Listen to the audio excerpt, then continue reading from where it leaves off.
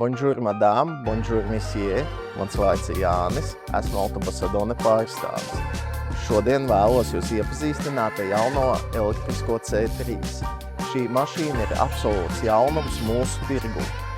Franči šo mašīnu pozicionē kā īstu revolucionāru, kas apgriezīs pasauli kājām gaisā. Kāpēc?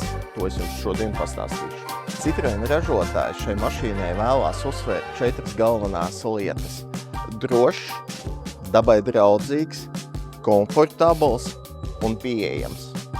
Šobrīd vēlos uzsvērt galvenos tehniskos parametrus.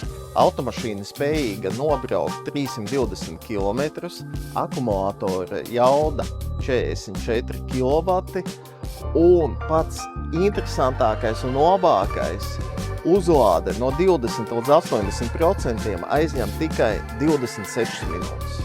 Bagāžas nodalījuma lielums ir 310 litri. Automašīnas garums 4,15 m. Ar šo visu automašīna ir diezgan dinamiska un ieskrienās mazāk par 11 sekundēm līdz 100 km/h. Kā teica Citroen, šo automašīnu pozicionē kā vienkāršu, nevis lētu, bet vienkāršu.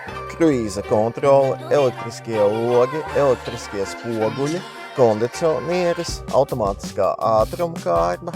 Monitora vietā var izmantot savu telefonu, ar vienas pogas pieskārienu var savienot ar automašīnas skaļruņiem, bezvada Bluetooth sistēma, head-up displays.